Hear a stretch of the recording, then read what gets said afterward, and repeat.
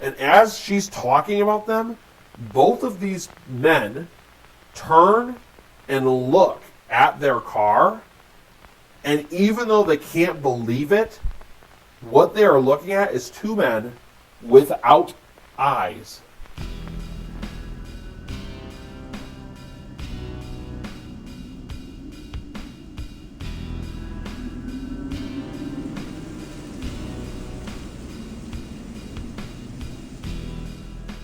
So, once again, you found yourself at the campsite of the Orator.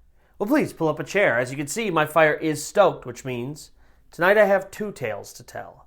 But before we begin, if you do find yourself enjoying this kind of content, first-hand accounts of the supernatural, paranormal, things that go bump in the night, then allow the spirits to guide your planchette to both the like and subscribe button, along with the notification bell. That way you get notified every time I upload new content, and it allows me to continue to do what I love, which is telling terrifying tales. Second, all of my stories are first-hand true accounts of the supernatural and paranormal. So if you or anybody you know has a story that might fit well on my channel, please either reach out in the comments below or on any of my social media. We will find a time to get together. I'll collect your story and one day hopefully feature it here on The Orator. And now, with all of that out of the way, let's get on to today's first story. It is a tale that I call Radar. All the way back in the early 60s, a woman named Amelia and her husband purchased a house. And right from the get-go, this house was very clearly haunted. All of the normal stuff you would expect. Flickering lights, cold spots, orbing, things being in different places where they're not supposed to be. Everything you would expect from a typical haunting. People seeing things out of the corner of their eyes, shadows and things like that, voices and noises and things people couldn't explain. All of this was happening in the house. The problem was, Amelia was an extremely spiritual person, but she had absolutely no desire to talk about or entertain the concept of the supernatural, especially in a dark sense. Now, she would often go out and find Romany people, sometimes people call them gypsies, and she would get her fortune told from these people, and she was into that side of the spirituality, but she had no desire to even talk about things like ghosts or spirits or demons or anything evil like that. And so even though her house was very clearly haunted and everybody talked about it, she had no desire to deal with it, and she wouldn't even let people talk about it around her. And so everybody just sort of had to put up with the fact that there was real weirdness going on in their house. Now, eventually, Amelia and her husband had two sons. They had Roger and they had Dan. And they grew up in that house, and they experienced all of the paranormal phenomena that was going on there. Dan remembers a time where his brother Roger had just gotten out of the shower, which was upstairs, and he was coming downstairs, and Dan was downstairs in the living room, and he was actually looking up the stairs because he heard Roger coming down. He heard the creak of the stairs, so he looked up to see his brother, and his brother had just gotten out of the shower, and he was dressed, but he was still holding the towel from his shower, and he was walking downstairs with it, and Dan watched as Roger's towel got pulled out in front of him and like stiff, as if somebody was tugging on it, and then that thing literally yanked Roger down the stairs, and he tumbled down the stairs, and luckily he was all right, but, he gets back up, and he's like, what the heck just happened? How did I fall down the stairs? And Dan is down there, and he's like, you're not going to believe this, but I just watched whatever this thing is literally pull you down the stairs. And of course, it's something they would love to discuss with their parents, but Amelia has absolutely no desire to discuss this kind of stuff. And so things go on that way for a very long time. In fact, all throughout their childhood, this kind of stuff happens. And at some point, Dan and Roger grow up, they become adults, they move out, they have children of their own, and Amelia and her husband still stay in that house. And so Dan, he has 3 different kids. He has his oldest son, whose name is Robert, but pretty much everybody when he's younger calls him Bobby, and then eventually as he grows up and becomes an adult of his own, they call him Bob, but pretty much nobody ever called him Robert. And then he had a second son, Adam, and then he had his girl, who was named Abby. and they all grew up close to Grandma Amelia's house, and they all were there and experienced a paranormal phenomena. But again, Grandma Amelia still does not talk about this. So there's this one time, Bobby, Adam, and Abby are still children. Bobby, he's the oldest, and he's probably like 10, and then his brother Adam is a couple years younger, so he's maybe like 7, 8 years old. And both of those boys, along with a couple of their cousins, were upstairs in Grandma Amelia's house. And the upstairs actually had like a room that was a game room for the kids. It had all sorts of toys and video games and things like that in there. But they were right across the hall in one of the bedrooms playing a game there. And so they're all just sort of joking around, playing a game, hanging out. And all of a sudden, from the game room, even though nobody else was upstairs, this tiny little Hot Wheel, this Matchbox car, has no power, no ability to move on its own, comes across, all the way across the hall. It starts in that game room, and it rolls all the way across the hall, and eventually rolls all the way into that bedroom. And, Adam, Bobby, and all the cousins, they're sitting there, and they're literally watching this car move across the hardwood and into the bedroom. And of course, they're all kind of freaked out, but this is the kind of stuff that happens in this house all the time, and they're not really allowed to discuss it with Grandma Amelia, and so it's just something that they have to eventually go home and tell their father, Dan, about. And so this kind of stuff, like I said, it was just so consistent that it was just one of the things that happened. Another thing that was really consistent was things moving into places they shouldn't be. One of the main things, Grandma Amelia, one of her best friends, had passed away, and at the funeral, they pass out these forms, and in the form it has the obituary, and she took it home, and she kept that, and she always kept it. And about once a month, the obituary would move from wherever it was stored into the living room. And so then they'd go, and it would be sitting there upright, open, on a table in the living room, and whoever discovered it would just take it and put it back into the box under the bed in Grandma Amelia's room. And about a month later, that someone would come into the living room, and there would be the obituary just sitting there. Nobody moved it. Nobody had any idea how it got there. It's just one of those strange phenomena. Now, at some point, all of Dan's kids grow up, and they also become adults. So at this point, Abby, she's about 19 years old. Adam, he's somewhere around like 21, 22 years old. And Roger, who is the oldest, Bob, at this point, he is about 25 years old. And Bob moved out of his parents' house, obviously, and he actually moved into Grandma Amelia's house. And he was living downstairs in the basement, and it was a fully developed basement. So not only was it fully furnished and stuff like that, but it had like a bathroom and a little kitchenette and stuff like that. So he was able to completely live downstairs and save a little bit of money on rent while he was going to college. And one night, Grandma Amelia and her husband were gone. They were out on a trip, and they were going to be gone for a few days. And so Bob was alone in the house at night, and he falls asleep downstairs in his bed. And then all of a sudden, middle of the night, he wakes up. And he remembers when he woke up, it wasn't like something had been loud and woken him up, or he had had a bad dream. He literally felt someone shaking him, and that's what woke him up. And of course, no one's home. The house is completely empty. No one's around him to have shaken him, but he swears he was just shaken really violently, and he wakes up. And he's kind of getting his bearings and looking around, and he flips on a light to see if anybody's there. And he's kind of going throughout the house just to make sure everything's okay. And as he's walking throughout the house, he smells this really weird smell, and he thinks it's gas. And so he's like, I don't know what woke me up, but thank God it did. And so he actually leaves the house, calls 911. He says, I think we have a gas leak in the house.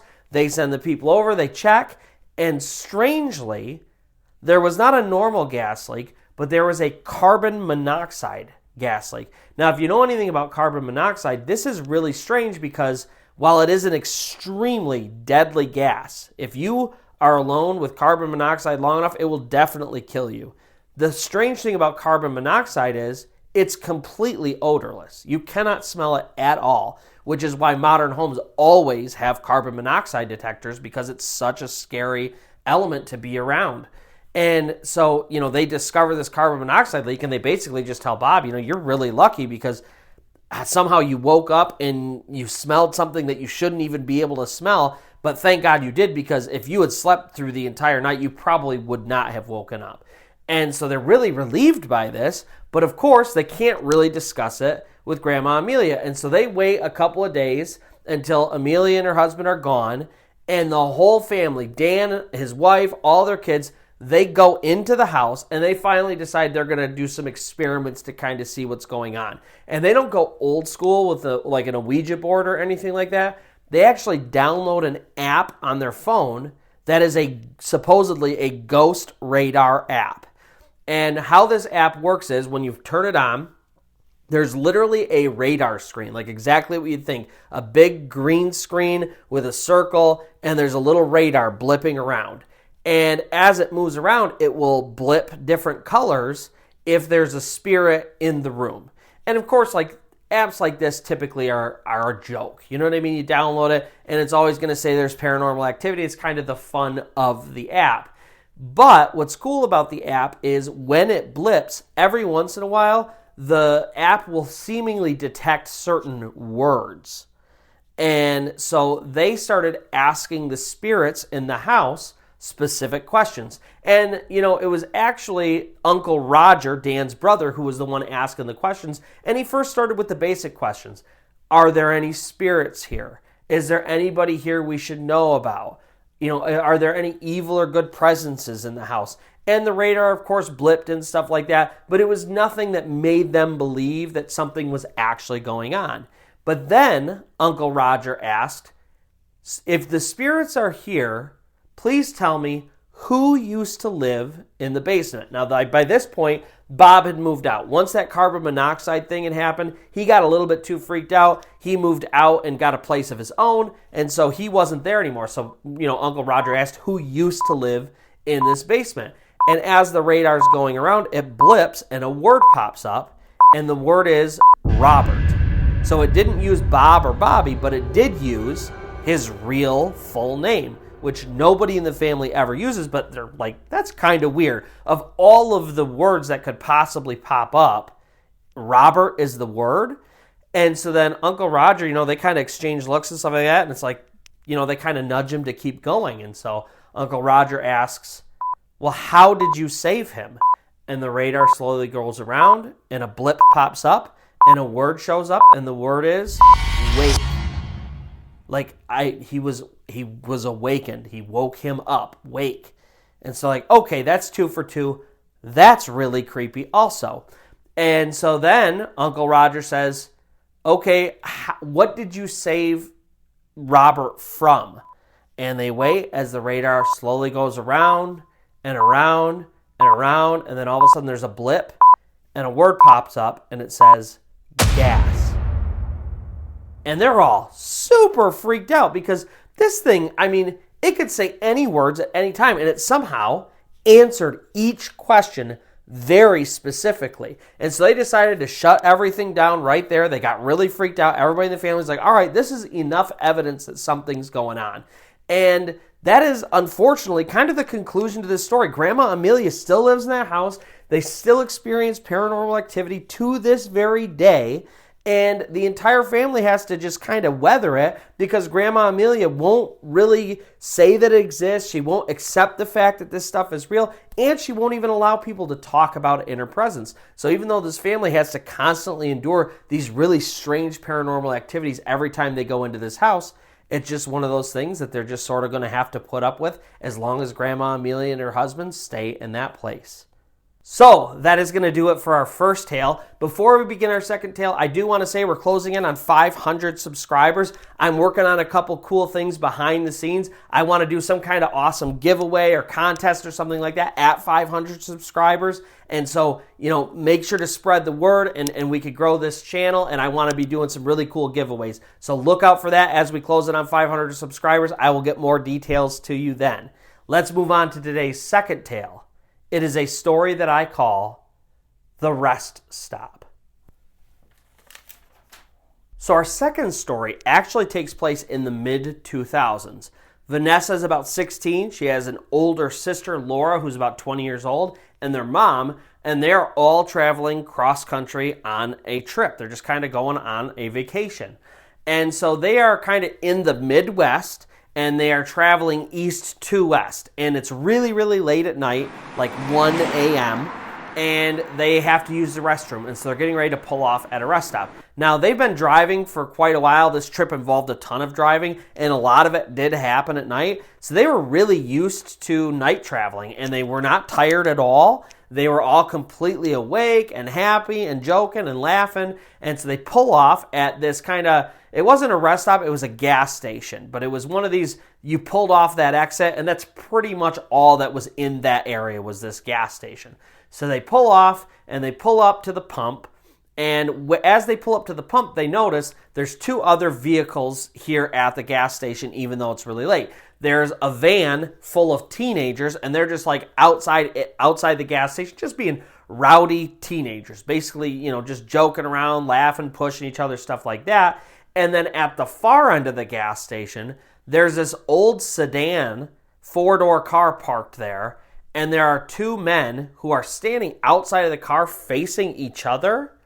And they just seem to be standing there. And so right away, all 3 women kind of got like this eerie, creepy feeling about this gas station rest stop. But, they had to use the restroom, and there's literally nowhere else within literally like 200 miles that they could have stopped that would have been easily accessible for them. And so Vanessa, she does not need to use the restroom, so she decides to stay in the car while Laura and her mom go inside and use the restroom. So Laura and her mom, they get out, they go inside, and Vanessa, she's kind of just sitting there with the car open, enjoying the weather. It was really nice. It was summer, and so even though it was, like 1 in the morning, it was really, really nice out. And she's watching the teenagers as they kind of mess around, and then she's kind of overhearing the teenagers talking, and they're talking about how weirded out they are by the gas station. And so they kind of abruptly pack everything up, get into their big van, and they take off. And then she kind of turns her attention to these 2 guys. And since they've pulled in, Vanessa has watched these guys, and while Laura and her mom went in and used the restroom and came back out, these 2 guys have not moved. They're literally standing on opposite sides of the car looking at each other. And they're not talking, they're not moving at all, they are just standing there. And so Vanessa finally, Laura and her mom coming out, Vanessa's watching them, and she's kind of like ushering them to come to the car quickly because she's really creeped out by this. And as Laura and her mom get in and sit down, they start talking. Vanessa's like, the teenagers, they were creeped out, and what the heck is going on with these guys over here? And as she's talking about them, both of these men turn and look at their car, and even though they can't believe it, what they are looking at is 2 men without eyes. It's not like their eyes were black. It's like when you looked in their eyes, it was like bottomless pits. They were hollow. And they didn't turn their whole bodies. They just pivoted their upper halves and looked right into the car as if they knew they were being talked about. And right away, their mom puts the car in drive, and they speed out of that rest stop gas station, and they get back onto the expressway, and they get the heck out of there. And they're talking about it, like, oh my God, did you see what I saw? And they're all freaking out and stuff like that. And that was kind of it. They get out of that area, and they continue on their road trip, and nothing else really weird happens. But here's the crazy part. Years later, they come through that area, and the exit they're looking for, they're trying to find this rest stop gas station again. They can't find it as they're driving along the expressway. They don't see it on a map anywhere. And at some point, they stopped and they were asking the locals, like, hey, where is this place? We came through here. We know it's on this expressway. This is where we're driving. We know we were in this part of the state. Where is it? And literally everybody, every single person they talked to said that that rest stop, that gas station did not exist. It wasn't on any maps. It wasn't on any of their digital maps. They opened up Google Maps and Yahoo Maps and all that kind of stuff. Not on any of those. None of the locals knew where it was. They literally couldn't find it as they were driving, even though they all were like, this is definitely the right section, the right area. It was not there anymore. And so even though they've traveled that section of the country multiple times, even at night, they've never come across the rest stop again. And so that's going to do it for today's tales. If you did find yourself enjoying this kind of content, first-hand accounts of the supernatural, paranormal, things that go bump in the night, then allow the spirits to guide your planchette to both the like and subscribe button, as well as the notification bell. That way you get notified every time I upload new content, and it allows me to continue to do what I love, which is telling terrifying tales. And of course, all of my content is first-hand accounts of the supernatural and paranormal. So if you or anybody you know has a story that might fit well on my channel, please reach out in the comments below or on any of my social media. We will find a time to get together, tell your story, and hopefully one day feature it here on The Orator. So until next time, where you will pull up your chair, my fire will be stoked, and I will have another tale to tell.